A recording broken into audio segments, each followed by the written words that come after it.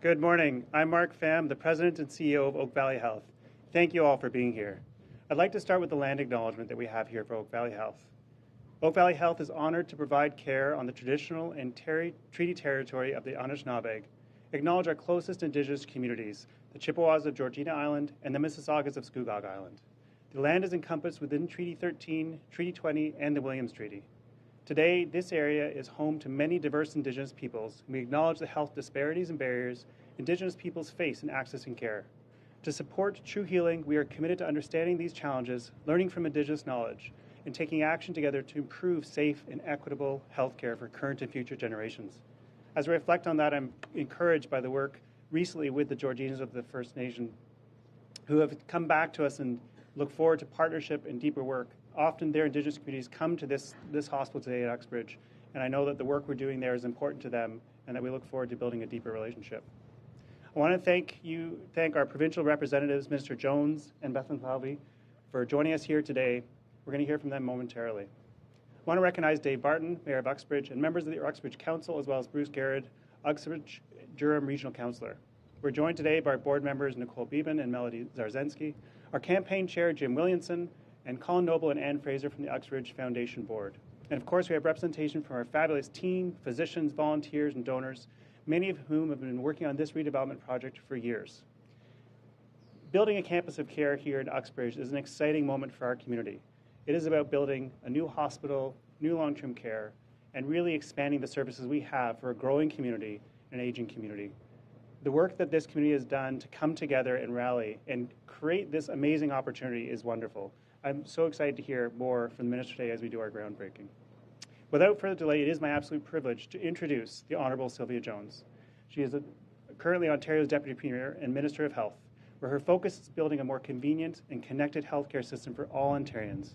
In her role, Minister Jones has collaborated with healthcare partners across Ontario to get shovels in the ground for 50 hospital projects, triple the number of families eligible for public funded fertility services, make the largest investment in pediatric care in the province's history, provide access to publicly funded surgeries and procedures, grow the healthcare workforce, and work toward connecting every person in the province to a primary care provider by 2029. I know that Minister Jones is a great ally and supporter of our work here at Oak Valley Health and here in Uxbridge, and has been a great ally in all of the work in healthcare across this province. Minister Jones, thank you.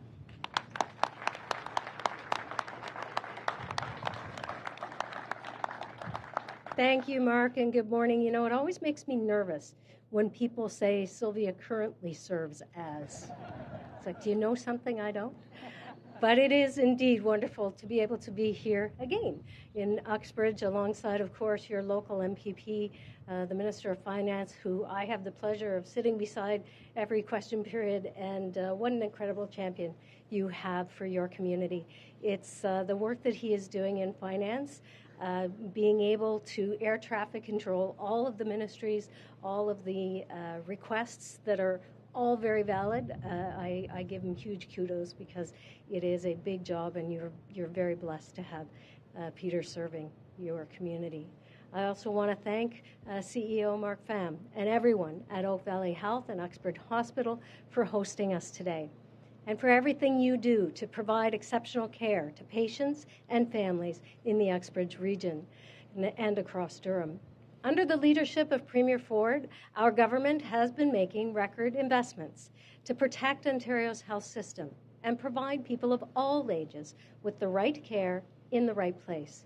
We are making bold and innovative action to make it faster and easier to connect you and your family to the care you need closer to home. We're making historic investments to expand access to primary care to connect every person in Ontario to a primary care provider within 4 years. And Peter, I have to say, the last time I was here, I'm pretty sure there's a lot more activity on that second floor now, so congratulations on your expansions. Through the 2025 budget, our government has been investing over $100 million in additional planning grants, which builds on our nearly $60 billion plan to get shovels in the ground for over 50 major hospital projects and deliver 3,000 new hospital beds, enhancing access to quality care and building a connected, people-first healthcare system. In January, Minister Bethlenfalvy announced our government's $4.5 million investment to support early work construction at the Oak Valley Uxbridge site. Today, I am pleased to announce our government is building on that progress by investing an additional $8.9 million to support the redevelopment and expansion of Oak Valley's Health Uxbridge Hospital site. Congratulations.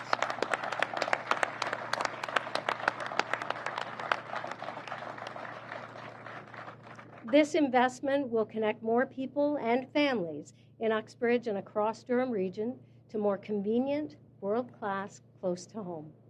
This new funding will allow Oak Valley Health to begin early works activities to ready the site for the creation of a larger state-of-the-art space to expand services and ensure the hospital can continue to meet the needs of Uxbridge's growing community. Once completed, Oak Valley Health Uxbridge will be transformed into an interconnected campus of care that will bring health care and community health providers together. The new hospital and the long-term care home, as well as an ambulatory care building, which will reduce wait times and improve access to high-quality care in your region. It will also expand access to key services, including diagnostic imaging, cardiorespiratory services, and laboratory and pharmacy services.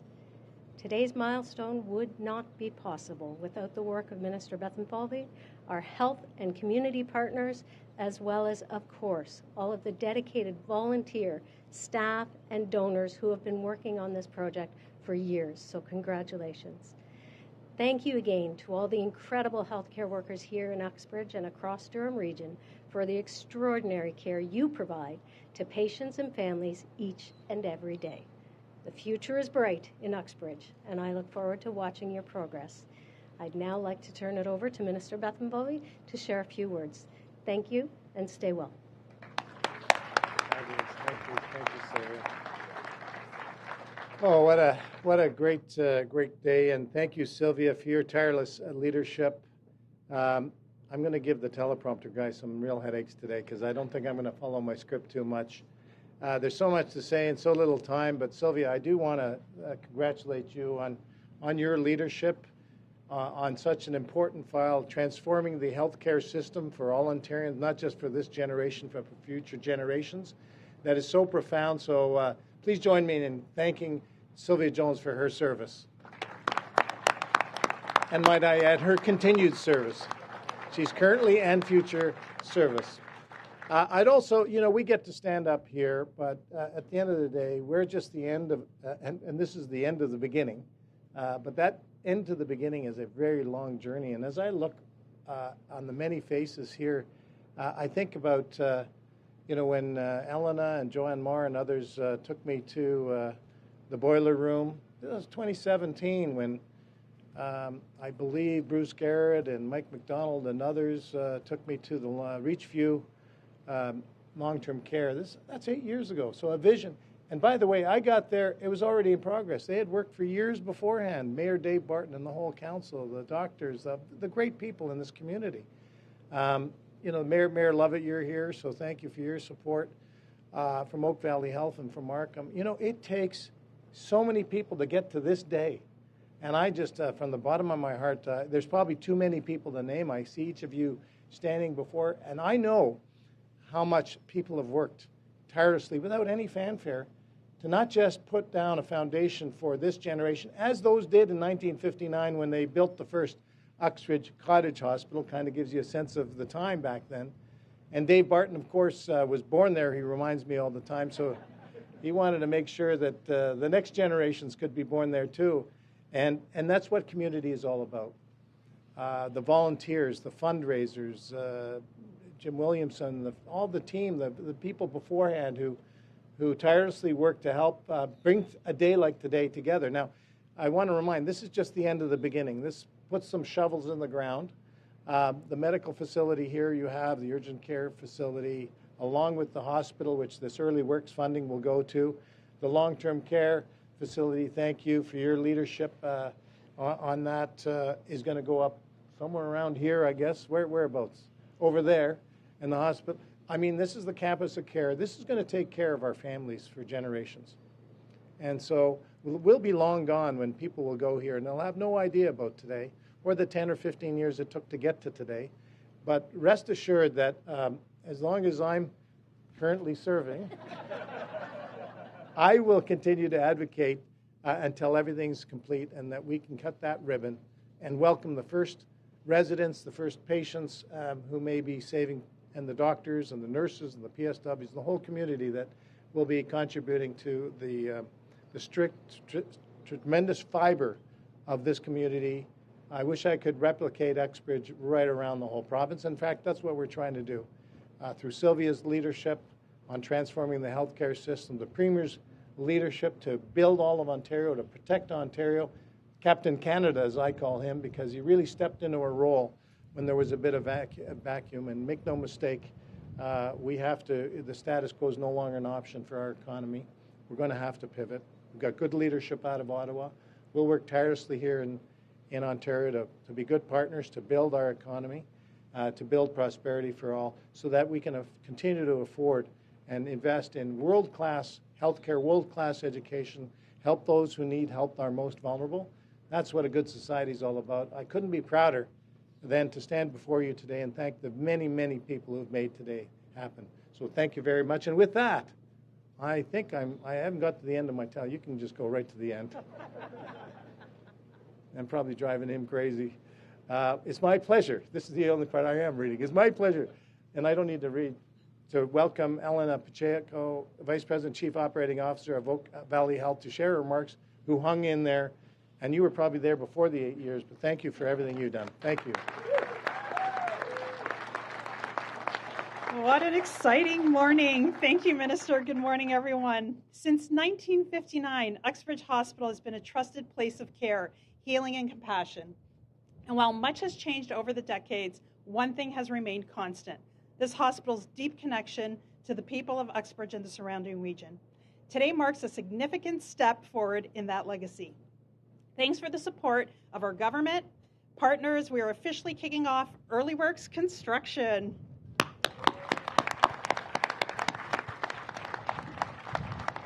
This brings us one step closer to building the modern hospital that meets the needs of our growing community, not just for today, but for generations to come. The new hospital will feature 31 inpatient beds, which is an addition of 11 new beds, expanded diagnostic imaging, laboratory, pharmacy, and cardiorespiratory services, and greater access to inpatient emergency, primary care, and ambulatory care. This investment is not just about bricks and mortars. It's about making better, more accessible, and more connected care for our patients. But this project also includes a brand new 192-bed long-term care home right on the hospital campus. That means seniors in our community can receive the quality of care and quality of life they deserve, right here, close to family and friends. And we're not stopping there. The long-term care home will have an additional floor dedicated to ALC patients. These are patients who no longer need to be in acute care hospital beds, but are waiting for placement in a more appropriate setting, such as going home with home care or to a long-term care facility or a rehab center. This additional floor will serve patients and families better and create desperately needed capacity at the Uxbridge Hospital and at our Markham site. Together, all of these elements create a true campus of care and bring to life Oak Valley Health's organizational vision of integrated care for healthier communities. I'd like to thank our partnership with Universal Care, and personally like to thank Joseph, who's in the crowd. Joseph, thank you very much, and his team. Thank you to everyone who's helped make today possible. Minister Bethlenfalvy, Champion Minister Jones, thank you very much. The redevelopment team, Andre, Hoda, Joanna, Sharon. I also see all of the clinical teams here. Sandy, thank you very much. And of course, Mayor Barton and all of my supporters in all of this. Of course, Bruce for the long-term care. We've been at it for a long time. Thank you. Your dedication and belief in this hospital's future is what brought us here, and it's what will carry us through the journey ahead. We are excited for what's next, and we are proud to walk this path with all of you. Thank you so much.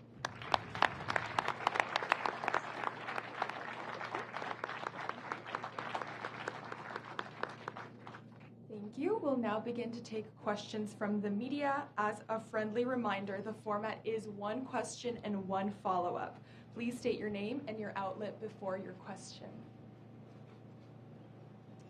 Morning, Lane Harrison, CBC News. My question is for you, Minister Jones, and I know this is not directly your ministry, but it's adjacent. I was hoping Minister Flander would be here today. I want to ask about a change that your government is proposing in the Reducing Red Tape Bill to change the length of time that long-term care publication reports are published online, putting a 3-year limit on that. I'm curious, how is that reducing red tape? Well, in fact, it actually standardizes across all ministries as they put their reports up. Now the long-term care reports will be consistent with the other reports that happen across government. But, you know, you have to look at the differences that we have in our long-term care facilities from less than 10 years ago, 5 years ago to now, where we had 4-bed wardrooms that do not exist anymore. We have made so many investments in long-term care to ensure that not only are we expanding, like we, of course, with today's announcement, 194 new long-term care beds right here in Uxbridge, but across the province, making sure that we standardize our care in these facilities, the 4 hours of consistent care that will be provided to individual patients, something that didn't exist under previous governments. Thank you. And just to follow up on that, I mean, with a 3-year limit, that would take away, you know, the reports from the pandemic. Like, what do you say to people who say that this is a way to shield bad actors from having their reports public? Well, I would say look at the investments that we've made in three years or more. The investments ensuring that, as I mentioned, we don't have 4-bed ward rooms anymore. We made those changes as quickly as possible because we knew that there was a better way to provide care for our loved ones, and we've made those investments, and we will continue to expand access and the services provided in our long-term care facilities. There's no doubt that in the continuum of care, whether it is expanding new hospital facilities, whether it is expanding new long-term care beds, whether it is expanding access to hospice care, we need to work across government ministry lines and make sure that that continuity of care is consistent, and that's what we're doing with these changes. Thank you. Any update on measles and the fight against that in the province? For sure. So, you know, I think all of us are deeply concerned when we hear of individuals who, for any number of reasons, have chosen not to get vaccinated, some because of allergies, some because of religious and other reasons. It impacts us. You know, we've seen that now, where we've had a child in southwestern Ontario unfortunately die because the child ended up contracting measles from his mother. It's real, and people need to have those conversations with their primary care providers. If you need to have questions answered, reach out and call Health 811. Those are nurse RNs who are ready to answer questions so that people understand not only the repercussions, but understand that this is a vaccine that has literally existed in the province of Ontario for 5 decades. And when you have 2 shots, that you are almost 100% protected. Think about that. We don't have those kind of protections everywhere. And this is an opportunity for all of us to understand that our actions have an impact to other people in community. That concludes our media availability. Thank you everyone for attending.